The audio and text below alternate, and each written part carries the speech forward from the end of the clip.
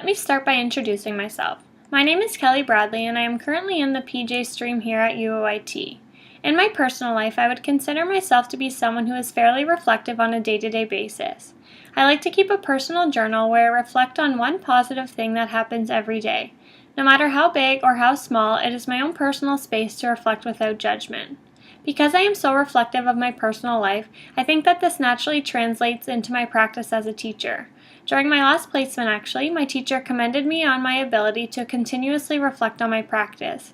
He was aware that I not only reflected before, during, and after teaching a lesson, but also reflected and acted upon the feedback I was given by both my students and himself to make improvements to my practice, which ultimately benefited my students. Reflection is so important as a teacher, as no 2 days of teaching will ever look the same. As a teacher, you need to be quick on your feet to adjust accordingly if something is not working or does not go as planned.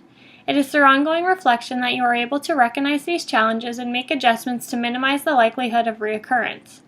I also know that as a reflective practitioner, it is just as important to reflect on the positives as it is on the negatives. It is important that as a teacher you do not get caught up on what went wrong, but rather you take the time to reflect and commend yourself on what is working for yourself and the students in your classroom.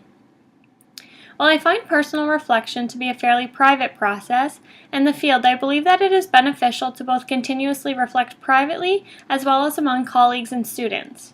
When I think back to my previous placements, I can think of 3 distinct aspects of my practice when I would reflect the most. Number 1, I would reflect on classroom management to assess what works for my students and what does not in terms of how to get their attention and how to keep them on task, etc. Number 2, when delivering content. It was critical that I would reflect upon the different learning needs in the classroom to assure that I was able to reach everyone in my class when teaching a lesson. In order to do so, it was critical that I truly got to know my students so that I was able to tailor my lessons to their interests and needs to allow for meaningful learning. Lastly, I would reflect when assessing any sort of work task or assessment piece. Again, this goes back to knowing my students and reflecting upon their needs to ensure that they will be able to successfully complete their work. When students were completing work, it was also important to continuously reflect on how students were responding to the assignment. If I was asked the same question numerous times, perhaps that would indicate to me that something I had taught was not made clear enough and therefore needed to be revisited with the whole group. While I pride myself on the fact that I'm fairly good at setting time aside each day to think and reflect, I know that my journey as a teacher is only just beginning and that there is a lot more things I can do and learn. By the end of the semester, I hope that I will leave this course with some new strategies on how to further myself as a reflective practitioner in the classroom. I would like to take away some concrete strategies that I can apply in my next placement to further improve myself as a reflective practitioner as well as a teacher. We are now in week 5 of 9 in the semester, and I would like to share a few of my takeaways with you this far. First of all, I have thoroughly enjoyed reading the Teach, Reflect, Learn book and have found that it has been both a very positive and uplifting read, as well as have provided me with many reflective strategies. When I took the test to see where I fall on the continuum, my results indicate that I am within the action stage. The action stage refers to teachers who are proficient in the science of teaching but need to connect it with the art of making necessary alterations. As someone who is just beginning their journey as a teacher, I think that this is a great place to be and would think that many of my colleagues probably fall under the same stage on the continuum. As the Faculty of Ed has done a great job in providing us with a strong foundation and having us constantly reflect on the work that we do both as students and as teacher candidates. I feel confident that I am employing best practices when I go into the classroom, however feel as though I just need more time to perfect and experiment with my practice to make it my own and find out what works and what does not. Ultimately, I believe that we have a good foundation entering the field, and from here on out, it is just a process of trial and error in order to craft excellence in terms of what does and what does not work for both myself and my students in the classroom. Secondly, I have taken a lot away from the Watson and Wilcox reading on Reading for Understanding that we did in week 3. In the article, Watson and Wilcox present us with 2 new methods of reading for our way to a better understanding of professional practice. Of the 2 methods, the method that really seemed to stick with me and the method that I would be willing to employ is the method that uses stories of practice to reflect. I believe that this is a great process that can be used to extend understanding that otherwise may not be possible in the heat of the moment of experience. I think that it is important for us to realize as teachers that not every problem can be solved on the spot, and it is important for us to step back and assess the situation. As suggested by Watson and Wilcox, it is important to assess the situation in 3 modes. At first, it is important to take a step back and look at the overall impression of the story. It is then important to zoom in on the issue and take a closer look at the text and word choice to gain deeper understanding of the situation. And then finally to zoom out and analyze and reflect upon the overarching themes and issues that present themselves in the situation. By reflecting on reading in this way, I think that I can better assist myself in understanding ourselves as reflective practitioners and being better equipped in dealing with a variety of situations in the classroom. Since this semester is entirely online and we have not had any practicum experience, I found that while I have learned many new reflection strategies, it is hard to say which ones will work for me and which ones will not, as I haven't yet had the opportunity to employ them in the classroom. In saying this, I think that this semester has allowed me to take the time to really reflect on myself as a learner, as well as a teacher candidate. Using the See, Think, Wonder routine, I have considered how a specific experience in my previous grade 6 placement has helped me to develop my reflective stance and practice. When I was in my last placement, I designed a science inquiry unit for my grade 6s that allowed them to self-direct their learning when learning about electricity.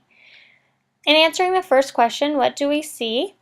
This was reflection that happened during the learning. So I saw students engaged in their learning, I saw more collaboration happening, I saw active problem solving, and I also saw a maker space as students had the opportunity to work with the Makey.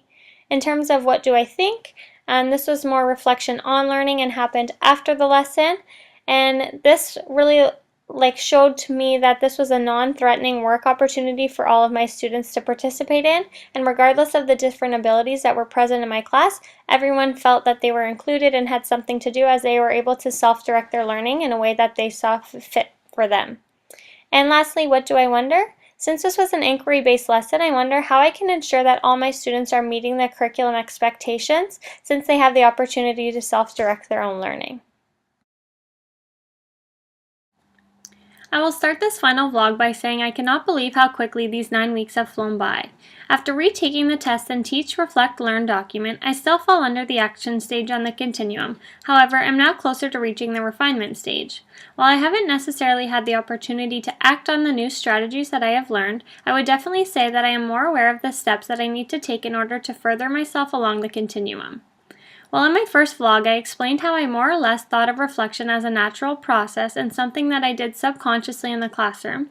I am now aware of the importance of implicitly and consciously being aware of the reflection strategies that you are employing, as well as the reasons for employing these strategies.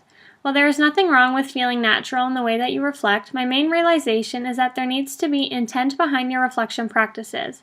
Because while it is great that I was constantly reflecting in my practice, reflection is actually meaningless unless acted upon to create positive change for yourself and the students in your classroom. Again, while I have not yet had the opportunity to employ any of these new strategies we have learned, as we have not been out on our placement, I am eager to try out some of these new strategies while out on my next placement to see how they affect my practice. In saying this, I think that it is safe to say that this semester I have met my original goal of learning new reflective strategies that can be applied in the classroom to further myself as a reflective practitioner. That being said, my next goal will be to translate theory into practice and employ these new reflective strategies in the classroom. In particular, I am curious to try the journal strategy as well as the see and stop strategy. As I've already mentioned, I like to journal in my daily life, so I think that the reflective journal will be a good place for me to start, as I am already familiar with the process of recording daily reflections. I think journaling is also a great reflection tool that will allow you to emphasize the positives of your practice while also illuminating what does not work and where changes need to be made. I also think that the journal would be a great tool to use as a student-focused learning tool as suggested in the Teach, Reflect, Learn document. In my previous placements, I have always picked one struggling student and made them my goal during my practicum. Whether it be struggling with behavior or academics, I would always do everything in my power to get through to that student to meet their needs to help them be successful. Not to say that I did not do this for every student in my class, but in particular I would work extra hard to reach this particular student. The student-focused learning tool does much the same thing, however makes the process more concrete.